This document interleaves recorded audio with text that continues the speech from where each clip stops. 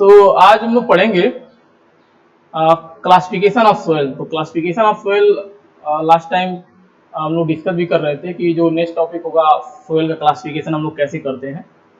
तो सोयल का क्लासिफिकेशन की अगर हम लोग बात करें तो यह एक तरीका से बहुत ही ब्रॉड टॉपिक है। रीजन इसके पीछे यह है क्योंकि बहुत टाइप के सोयल्स उनके इंजीनियरिंग प्रॉपर्टीज या कैरेक्टरिस्टिक्स के बेसिस पे हम लोग पढ़े भी हैं और पाए भी जाते हैं। अगर नेचर में हम लोग देखें तो उनको कैसे याद किया जाए, उनको कैसे किसी तरह से किसी अलग कैटेगरी में रखा जाए तो ताकि इजीली हम लोग उसको याद कर सके, इजीली उसके कैरेक्टर को हम लोग डिफाइन कर सके, क्लासिफाई कर सके। तो उसके लिए क्या किया गया कि क्लासिफिकेशन सोयल का किया गया और बहुत सारे डिफरेंट मेथड बनाए गए हैं सोयल के क्लासिफिकेशन करने के लिए। जैसे अगर क्लासिफिकेशन की हम लोग बात करें तो यह बिल्कुल वही स्टडी है जैसे कि हम लोग देखते हैं एलिमेंट की जब हम लोग ग्रुपिंग करते थे। तो जैसे एलिमेंट का हम लोग अगर ग्रुप की बात करें या क्लासिफिकेशन की बात करें तो बहुत सारे ग्रुप बनाए गए थे, बहुत सारे क्लासिफिकेशन दिए गए थे। जैसे न्यूलैंड्स थ्योरी दिया गया था, अष्टक रूल्स दिया गया था, फिर मेंडलीफ आए और एलिमेंट को कैसे वर्गीकरण किया जाए, कैसे क्लासिफाई किया जाए, कैसे हम लोग उसे कैरेक्टरिस्टिक्स को इजीली याद कर सकते हैं। तो वैसे ही यहाँ पे भी सोयल के टर्म में भी स्टडी किया गया था कि बहुत सारे टाइप्स के सोयल्स होते हैं, उनके पार्टिकल साइज या उनकी कैरेक्टरिस्टिक्स के बेसिस पे हम लोग कैसे याद रखेंगे। तो डिफरेंट मेथड्स दिया गया, डिफरेंट हाइपोथेसिस थे जो बनाए गए हैं बहुत सारे साइंटिस्ट के द्वारा, बहुत सारे एसोसिएशन के द्वारा बनाए गए हैं जिससे सोयल का क्लासिफिकेशन आसानी से कर सके। तो सोयल के क्लासिफिकेशन की अगर हम लोग बात करें तो क्लासिफिकेशन इसलिए बनाया गया ताकि उनको किसी एक पर्टिकुलर ग्रुप के अंदर बहुत सारे टाइप्स के सोयल मिल रहे हैं जो नेचर में, उनको किसी एक पर्टिकुलर ग्रुप के अंदर रखा जाए, उनके प्रॉपर्टी के बेसिस पे, उनके इंजीनियरिंग कैरेक्टरिस्टिक के बेसिस पे उनको ग्रुप में रखा जाए अरेंज करके। उसी को हम लोग बोलते हैं सोयल क्लासिफिकेशन। यानी जितने भी टाइप्स के सोयल्स हैं उनको उनके इंजीनियरिंग कैरेक्टरिस्टिक के बेसिस पे किसी एक पर्टिकुलर ग्रुप के अंदर अरेंज कर रहे हैं तो उस अरेंजमेंट को हम बोलते हैं क्लासिफिकेशन ऑफ सोयल। तो क्लासिफिकेशन ऑफ सोयल की अगर हम लोग बात कर रहे हैं तो बहुत सारे एसोसिएशंस के द्वारा, बहुत सारे साइंटिस्ट के द्वारा डिफरेंट मेथड दिया गया ताकि सोयल को कैसे हम लोग क्लासिफाई कर सके। तो बहुत सारे मेथड्स हैं, उसमें से कुछ मेथड हम लोग पढ़ेंगे जो बहुत ज़्यादा इंपॉर्टेंट है और जो कंपटीशन के एग्जाम में और चाहे एकेटिव एग्जाम की हम लोग बात कर रहे हैं तो एग्जाम में उनके बेसिस पे क्या पूछे जाते हैं तो उसी के बेसिस पे हम लोग पढ़ेंगे। क्योंकि अब डीप में हम लोग क्लासिफिकेशन की अगर स्टडी करें तो हमें लगता है कि पढ़ना एक तरीका से बहुत ज़्यादा लेंदी है, बल्कि भी हो जाएगा। तो जो शॉर्ट नोट्स है या एक तरीका से कह सकते हैं ब्रीफली जो इम्पोर्टेंट है उसी के बारे में हम लोग केवल पढ़ेंगे। तो क्लासिफिकेशन ऑफ सोयल की अगर हम लोग बात करें तो इट इज इसका डेफिनेशन के अगर हम लोग लिखना हो तो क्या लिखेंगे, it is done to arrange, it is done to arrange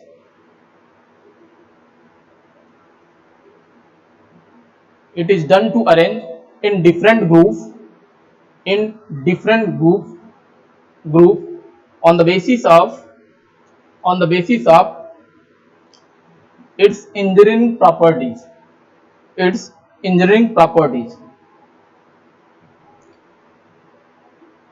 यानी जो सोयल होगा, एक पर्टिकुलर सोयल होगा, उसके इंजीनियरिंग कैरेक्टरिस्टिक के बेसिस पे अगर किसी हम लोग ग्रुप के अंदर उसको अरेंज कर रहे हैं जिससे कि हम लोग कभी भी उसके बारे में डीप में या डिटेल में स्टडी कर सके, उसके फीचर्स को जान सके, उसके इंडेक्स प्रॉपर्टी को जान सके, तो उसको एक अलग कैटेगरी में रखा गया है ताकि अगर स्टडी करना हो या उसके बारे में कभी डिटेल पता करना हो तो इजीली हम लोग पता कर सके।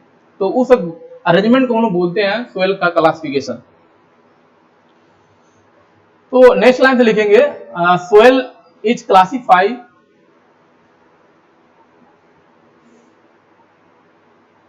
soil is classified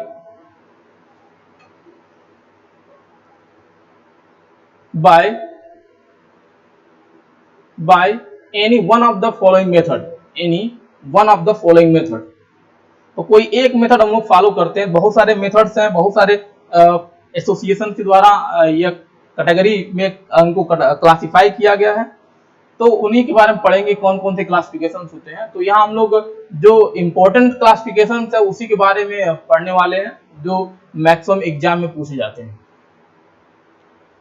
तो फर्स्ट क्लासिफिकेशन आपका particle size classification. First classification particle size classification.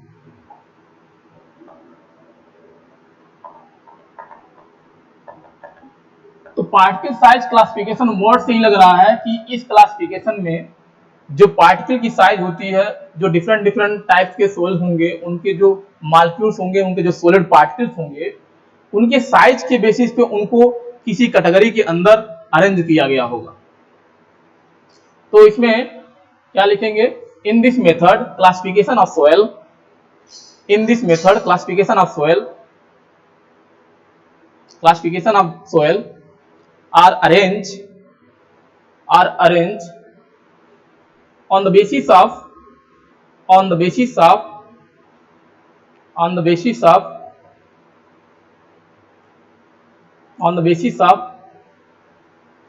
its particle size, on the basis of its particle size,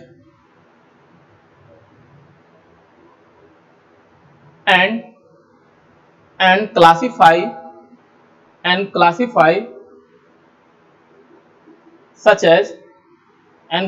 such as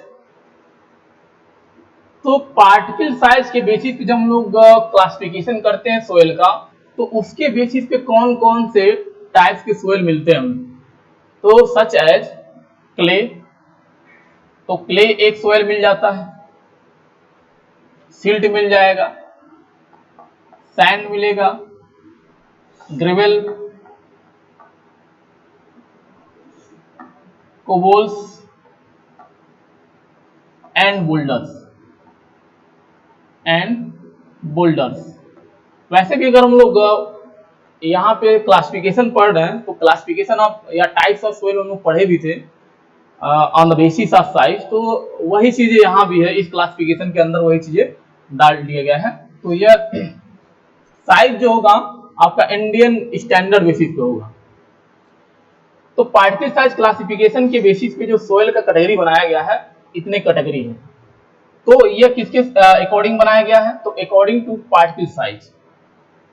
तो हर एक सोइल की जो हम लोग यहाँ सोइल के नाम पढ़ रहे हैं, अलग अलग टाइप के सोइल्स हैं, तो इनके खुद के पार्टिकल साइज के बेसिस पे यह कैटेगरी बनाया गया है, यह ग्रुप बनाया गया है। तो अगर किसी पार्टिकल की साइज इनके साइज के बीच में आ रहा तो हम लोग बोलते हैं कि यह कोबोल्स है, यह बोल्डर्स है, यह क्ले है, यह सैंड है, यह सिल्ट है। तो साइज हम लोग देख लेते हैं। तो साइज की अगर हम लोग बात करें, अगर क्ले है तो हम लोग साइज पढ़े तो वही साइज याद रखेंगे। तो क्ले अगर है, अगर पार्टिकल की साइज लेस देन 2 माइक्रोन, या कह सकते हैं हम लोग पढ़े थे इसके बारे में 0.002 से 0.001 के बीच में अगर कोई है पार्टिकल के बीच में, अगर सोइल के पार्टिकल की जो साइज है इसके रेंज में आ रहा है, तो हम लोग कहेंगे ये सोइल क्या होता है? क्ले।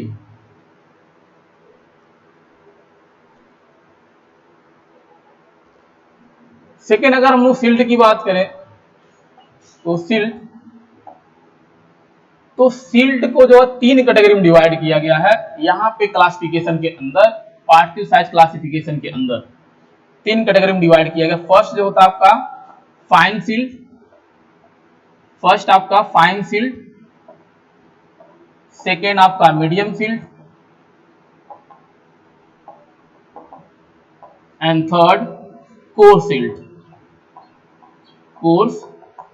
सिल्ट। तो अगर इसकी साइज हम लोग देखें तो इसकी साइज होता है आपका 2 माइक्रोन से 10 माइक्रोन। अगर पार्टिकल की साइज 2 माइक्रोन से 10 माइक्रोन के बीच में है तो उसको हम बोलते हैं फाइन सिल्ट। अगर इसको हम लोग 0.002 को अगर माइक्रोन में कन्वर्ट करेंगे तो यह आएगा 2 माइक्रोन। इसको कन्वर्ट करेंगे माइक्रोन में तो आएगा 2 माइक्रोन। तो अगर सिल्ट की जो साइज होती है क्ले से ज्यादा होता है तो 2 माइक्रोन से ऊपर होना चाहिए, तो 2 माइक्रोन से ऊपर है। तो फाइन सिल्ट यानी सबसे जस्ट ऊपर जो होगा क्ले के साइज से, तो वो फाइन के अंदर आएगा, ठीक है। और एक मैक्सिमम लिमिट होगा सिल्ट का, तो वो कोर्स के अंदर आएगा, और इन दोनों के बीच में है तो वो मीडियम बोला जाता है। दूसरा, अगर मीडियम सिल्ट की हम लोग बात कर रहे हैं, तो मीडियम सिल्ट की जो साइज होना चाहिए 10 माइक्रोन से अगर पार्टिकल की साइज 20 माइक्रोन के बीच में लाई कर रहा है, तो उस सिल्ट को हम लोग बोलेंगे मीडियम सिल्ट। और अगर 20 माइक्रोन से 75 माइक्रोन तक अगर पार्टिकल के साइज है, तो उसे हम लोग बोलेंगे कोर्स सिल्ट। तो हम लोग वहां पे mm में डायमेंशन पढ़े थे, तो 75 माइक्रोन को ब्रेक करेंगे mm में, तो ये आएगा 0.075 mm। तो हम लोग पढ़े थे कि सिल्ट की जो साइज होती है, वहां पे क्या पढ़े थे, टाइप्स ऑफ सोइल में on the basis of size, वहां पे हम लोग पढ़े थे कि जो सिल्ट की साइज होती है 0.002 से 0.075 mm के बीच में होता है, वही साइज है। देखिए यहाँ पर 2 माइक्रोन है, 2 माइक्रोन को ब्रेक करेंगे mm में, तो आएगा 0.002 mm। और मैक्सिमम साइज क्या है, तो 0.075 mm। तो इसके बीच में ही आपका जो भी सोइल आएगा वो से सिल्ट बोलेंगे। अब सिल्ट को उनके साइज के बेसिस पे डिफरेंट डिफरेंट कैटेगरी में डिवाइड कर दिया गया है कि फाइन कौन होगा, कोर्स कौन होगा, मीडियम कौन होगा।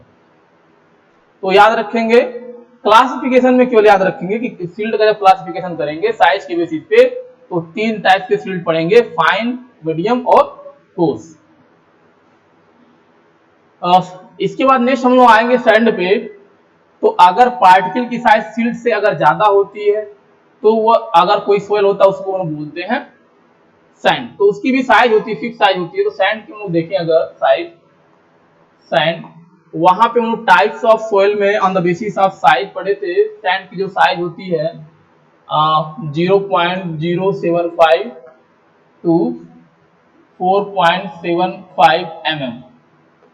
यानी अगर कोई सोयल है जिसका पार्टिकल साइज 0.075 mm से 4.75 mm के बीच में आ रहा है, तो उस सोयल को हम लोग बोलते हैं सैंड।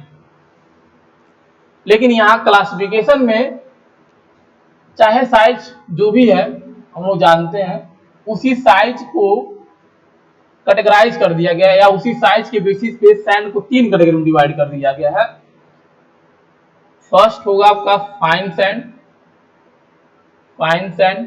सेकेंड आपका वही सेम सिल्ट की तरह medium sand, medium sand. And last आपका कोर्स सैंड, कोर्स सैंड। तो अगर फाइन सैंड की हम लोग बात कर रहे हैं, तो फाइन सैंड की जो साइज होती है 75 माइक्रोन से ज्यादा होना चाहिए। अगर सैंड हम लोग डिफाइन करने जा रहे हैं सैंड का पार्टिकल साइज, तो 75 माइक्रोन से ज्यादा होना चाहिए। तो यहाँ पे हो जाएगा 75 माइक्रोन से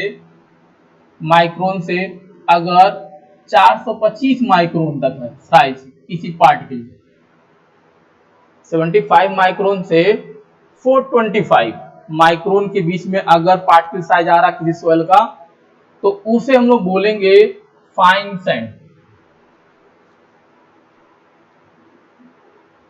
और अगर पार्टिकल की साइज 425 माइक्रोन से 2 mm के बीच में आ रहा है, 2 mm के बीच में आ रहा है, तो उसे हम लोग बोलेंगे मीडियम सैंड। और अगर पार्टिकल की साइज आपका 2 mm से 4.75 mm के बीच में आ रहा है, तो उसे हम लोग बोलेंगे उस सोइल को कोर्स सैंड। तो सैंड के साइज से अगर पार्टिकल की साइज बढ़ जाए, तो जो सोइल होता है उसे हम लोग बोलते हैं ग्रेवल। तो ग्रेवल की बात करते हैं। तो ग्रेवल यहां देखते हैं क्लासिफिकेशन में क्या नया है। तो क्लासिफिकेशन में ग्रेवल की जो हम लोग साइज पढ़े थे वहां पे, तो पढ़े थे कि अगर सोइल के पार्टिकल की साइज 4.75 से 80 के बीच में है, 80 mm के बीच में है, तो उस सोइल को हम लोग बोलते हैं ग्रेवल। तो यहाँ पे भी साइज वही रहेगा, क्योंकि हम लोग वहां जब हम लोग types of soil on the basis of size पढ़ रहे थे, तो वहां ये वर्ड भी यूज किए थे कि ये जो साइज है वो आईएस के अकॉर्डिंग है, इंडियन स्टैंडर्ड के अकॉर्डिंग। इसका मतलब साइज चेंज नहीं होगा, तो साइज वही रहेगा, लेकिन उस साइज के बेसिस पे जो एक पर्टिकुलर सॉइल हम लोग पढ़े थे, चाहे सिल्ट है, क्ले है या सैंड है, तो उनमें और कौन कौन सी कैटेगरी होती है या कैटेगराइज किया गया है, कोई अलग फर्दर क्लासिफिकेशन किया गया है, तो वो भी यहाँ हमें पढ़ना है। तो ग्रेवल में दो तरह के ग्रेवल हम लोग को पढ़ना है, एक तो फाइन ग्रेवल होता है, फाइन ग्रेवल, और दूसरा होता है आपका कोर्स ग्रेवल, दूसरा होता है कोर्स ग्रेवल। तो फाइन ग्रेवल के अंदर, अब चूंकि हम लोग वहां पढ़े थे साइज ग्रेवल क्या होता है, 4.75 से 80 mm पढ़े थे, तो साइज यही रहेगा। ओवरऑल साइज आपका ग्रेवल की अगर देखें, चाहे फाइन ग्रेवल है या कोर्स ग्रेवल है, तो दोनों इसी के रेंज के अंदर ही आएगा, बस उनको अलग अलग डिवाइड कर दिया गया साइज के बेसिस पे। तो फाइन अगर ग्रेवल की बात करें तो इसकी साइज होती है 4.75 से mm to 20 mm।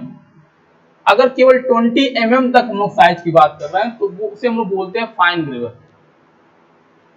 Course gravel, अगर पार्टिकल की साइज 20 mm टू 80 mm आ रहा है तो उस सोइल को हम लोग बोलेंगे कोर्स ग्रेवल।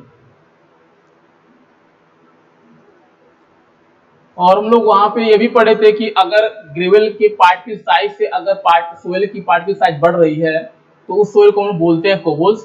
तो यहाँ पे कोबल्स हम लोग देखेंगे तो इसमें ज्यादा चेंजिंग नहीं है, कोबल्स और बोल्डर के अंदर तो सेम वही है, साइज वही रहेगा, और इसमें फर्दर क्लासिफिकेशन नहीं किया गया है। तो कोबल्स की साइज हम लोग वहां पढ़े थे 80, अगर किसी सोइल में पार्टिकल की साइज 80 टू 300 mm के बीच में लाई कर रहा है तो उस सोइल को हम लोग बोलते हैं कोबल्स। तो बिल्कुल वही यहाँ भी याद रखना है। इसके बाद अगर साइज बढ़ रहा है तो उसको हम लोग बोलते हैं बोल्डर्स। तो साइज कितना वहां पढ़े थे हम लोग, अगर पार्टिकल की साइज ग्रेटर देन 300 mm है तो उस सोइल को हम लोग बोलते हैं बोल्डर। तो वही साइज, सेम साइज यहाँ भी हम लोग याद रखें। तो यह था आपका पार्टिकल साइज क्लासिफिकेशन, यानी पार्टिकल के साइज के बेसिस पे सोइल को कितने ग्रुप में डिवाइड किया गया है और वो कौन कौन से सोइल्स होते हैं और उनकी क्या क्या साइज होती है। तो इस तरह से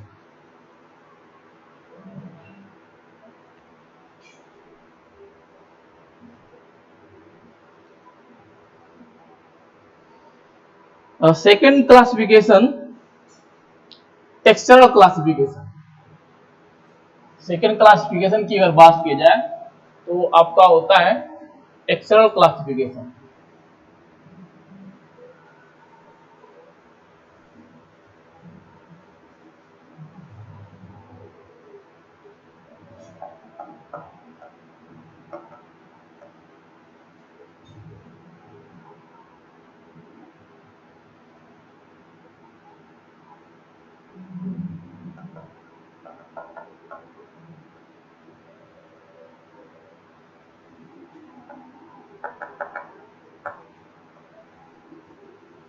तो टेक्सचरल क्लासिफिकेशन या टेक्सचरल चार्ट क्लासिफिकेशन भी इसे हम लोग बोलते हैं।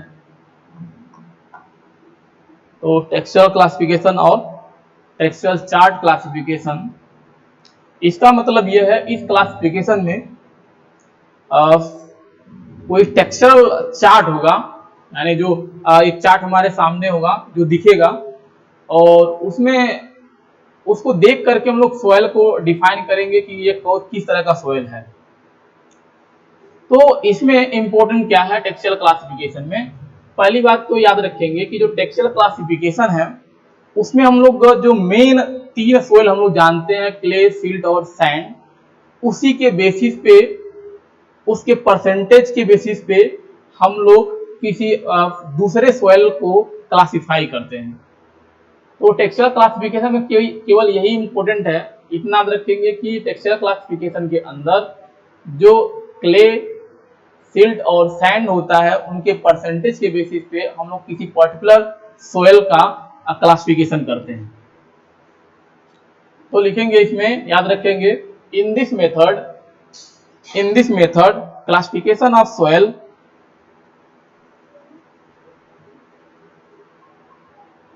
in this method classification of soil is based on clay silt and sand sand percentage sand percentage in in in soil sample in soil sample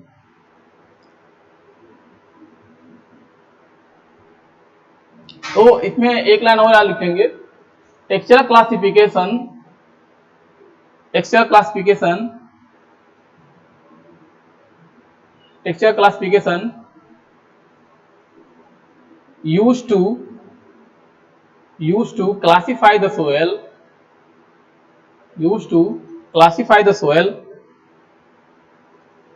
with the help of textural chart with the help of textural chart तो एक textural chart होता है try axial का ये chart होगा try axial chart होता है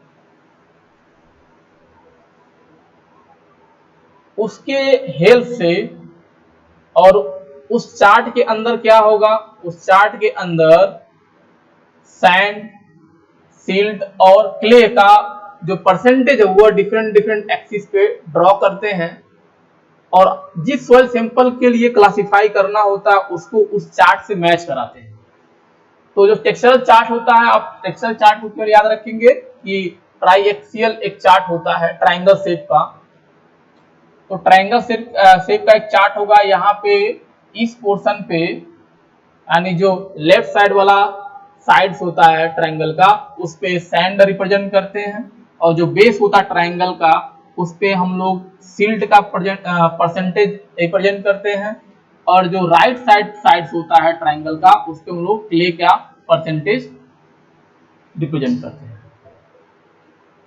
अब परसेंटेज कैसे बना होगा यहां से इस तरह से बना होता है 0 और यहाँ पे आएगा 100 फिर यहां से स्टार्ट होगा सिल्ट वाले एक्सिस पे कह सकते हैं या साइड पे तो यहाँ स्टार्ट होगा 0 और यहाँ आएगा 100 फिर यहाँ से स्टार्ट होगा 0 फिर यहाँ पे आएगा 100 तो इस तरह से चार्ट बना होता है अब यस अभी तो नहीं समझ में आ रहा होगा इस तरह से देखेंगे कैसे डिफरेंट डिफरेंट परसेंटेज बनाया गया तो सैंड वाला एक्सिस है तो यहाँ पे 0% यहाँ पे ऐसे इस साइड्स को 100% तक डिवाइड कर दिया गया है तो 0% से यहाँ चलेंगे तो यहाँ पे आ जाएगा 10% यहाँ पे आ जाएगा 20% यहाँ पे आएगा 30 इस तरह से यह मार्किंग किया गया होता है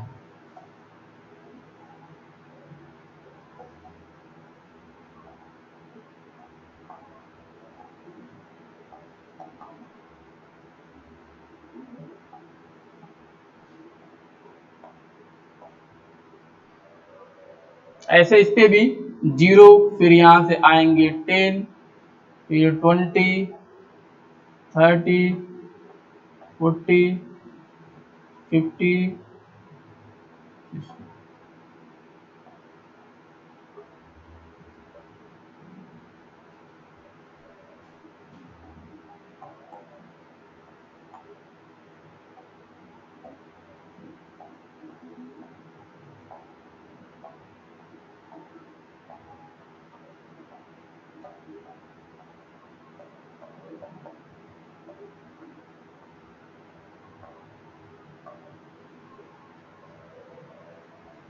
तो इस तरह से परसेंटेज का रिप्रेजेंटेशन होता है एक्सेल चार्ट की उसके बाद इस तरह से बहुत सारे डायगोनल्स लाइंस खींचे गए होते हैं जैसे 10 को हम लोग मैच करा लेते हैं ज्वाइन कराएंगे 90 से तो इस तरह से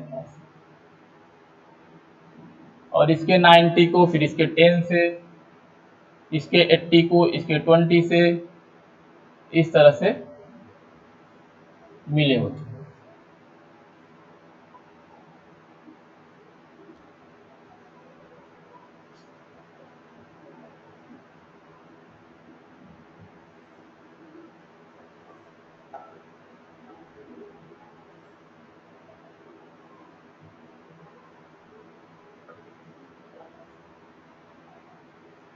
तो इस तरह से स्ट्रक्चरल चार्ट होता है। और इसका 10, फिर इससे 90 से, इसका 20, इसका 80 से, इस तरह से। यह लाइनिंग इस तरह इसलिए होता है, इसका भी एडवांटेज है इस लाइनिंग का भी, ताकि जब भी हम लोग किसी पर्टिकुलर सॉइल को क्लासिफाई करने जाएं तो उसके परसेंटेज के अलाउ हम लोग आगे बढ़ते रहें, जिससे किस जोन में जा रहा है सॉइल, जो पर्टिकुलर सॉइल को आप क्लासिफाई करने जा रहे हैं, इससे आइडिया लग जाता है।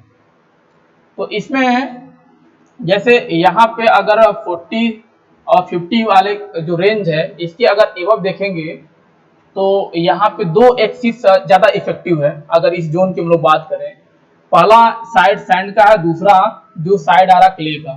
तो यहाँ पे देखेंगे सैंड वाला जो फेस है, या परसेंटेज कह सकते हैं, 10, 20, 30 और 40 है। लेकिन यहाँ पे अगर हम लोग केवल 50 के ऊपर की बात कर रहे हैं अगर इस चार्ट में, तो यहाँ से 50, 60, 70, 80, 90, इसका मतलब यह है कि इस जोन में क्ले का परसेंटेज बहुत ज्यादा है और सैंड का परसेंटेज कम है। तो यहाँ पे जो भी सोयल मिलता है इस जोन के आसपास, वो होता है केवल क्ले। एग्जाम्पल हम लोग समझेंगे कैसे इसका यूज करते हैं। अभी फिलहाल यह समझे कि टेक्सचर चार्ट में होता क्या है और कैसे बना है। तो यहाँ पे क्ले इसलिए क्योंकि क्ले का परसेंटेज ज्यादा है। अब इधर आएंगे नीचे 60 से नीचे आएंगे तो देख रहे हैं सैंड का परसेंटेज बढ़ रहा है, और अगर हम लोग इस साइड में आएंगे तो यहाँ पे क्या है, सिल्ट का परसेंटेज बढ़ता है और क्ले का घट रहा है। तो जब भी हम लोग एक्सिस के पास आते हैं तो देखते हैं कि किसका परसेंटेज बहुत ज्यादा इंक्रीज कर रहा है, फिर उसी के बेसिस पे क्लासिफिकेशन किया गया। जैसे अगर हम लोग यहाँ पे आएंगे तो यहाँ पे इस जोन में जो भी सोयल मिलेगा तो उसे हम लोग बोलेंगे सैंडी। तो सैंड है, सैंड का परसेंटेज बढ़ रहा है इसलिए सैंड जरूर होगा ज्यादा, तो सैंडी हो गया।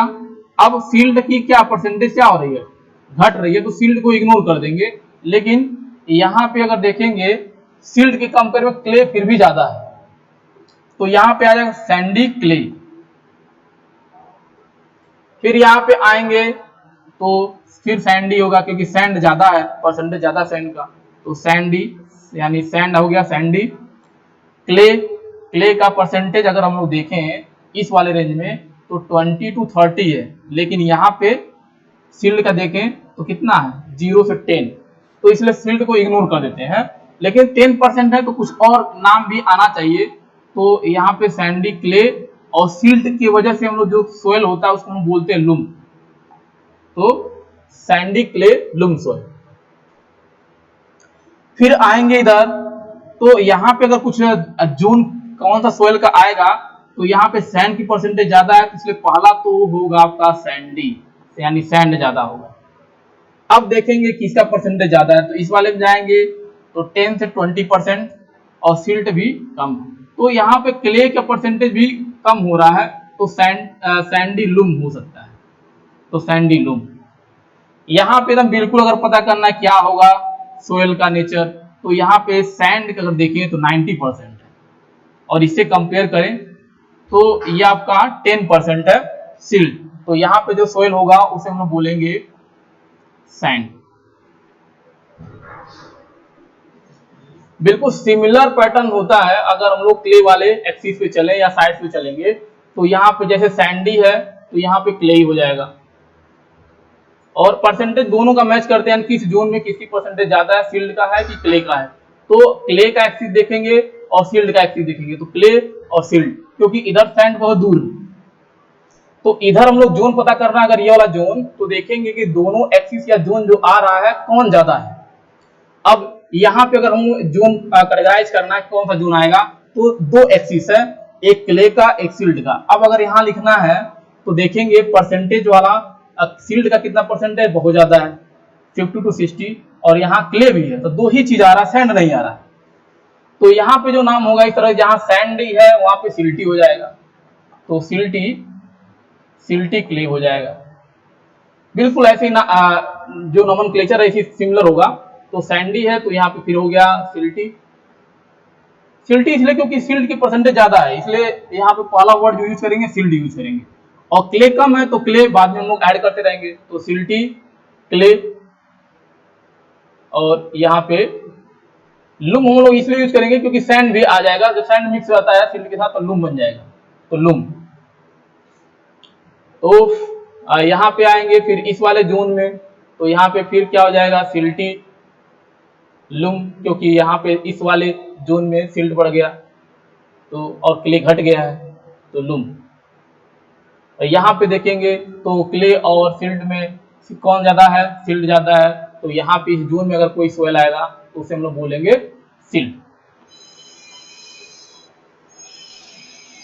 और इस जोन में अगर कोई आ रहा बीच में यहाँ पे कोई, तो इसे हम लोग बोलेंगे, यहाँ पे अगर कोई सोयल आ रहा है तो उसे हम लोग बोलेंगे क्लेई लुम, क्लेई लुम सोयल। और यहाँ पे अगर किसी जोन में कोई सोयल आ रहा है यहाँ पे, तो उसे केवल सिल्ट की क्वांटिटी ज्यादा है, यहाँ पे क्वांटिटी सिल्ट की ज्यादा है, सैंड की कम है, सैंड इधर इधर है, यानी इधर आएंगे सैंड हावी हो जाएगा, इधर जाएंगे तो कौन हावी हो रहा है, सिल्ट ज्यादा हो रहा है, इफेक्टिव कौन हो रहा है, सिल्ट हो रहा है, क्योंकि क्ले क्या हो रहा है, डिक्रीज हो रहा है। तो यहाँ पे जो सोयल होगा लुम सोयल। तो यह टेक्सचर चार्ट होता है, इस टेक्सचर चार्ट का यूज करके हम लोग क्या करते हैं, सोयल का क्लासिफिकेशन करते हैं। तो अगर एग्जाम्पल के तौर पर हम लोग समझें,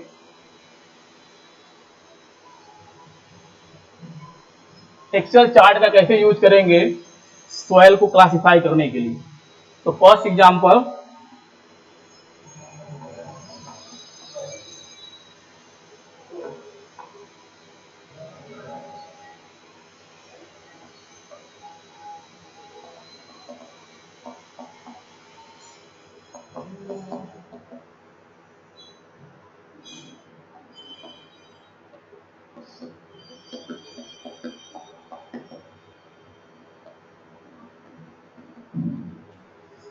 तो जैसे किसी एक सोयल का आप स्टडी किए और वहां से परसेंटेज निकाले, सैंड का, सिल्ट का और क्ले का, आपके पास परसेंटेज इतना आया।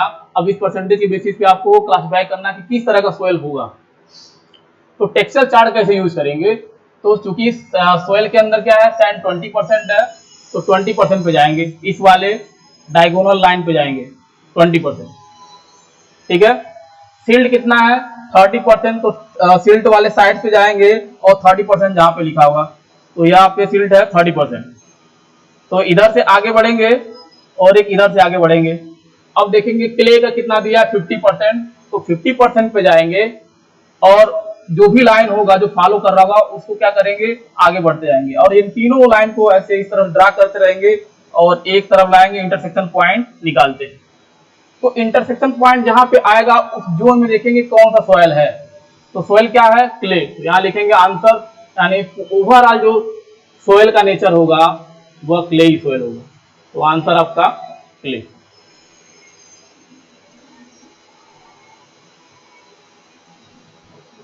तो आज के लिए इतना ही, थैंक यू।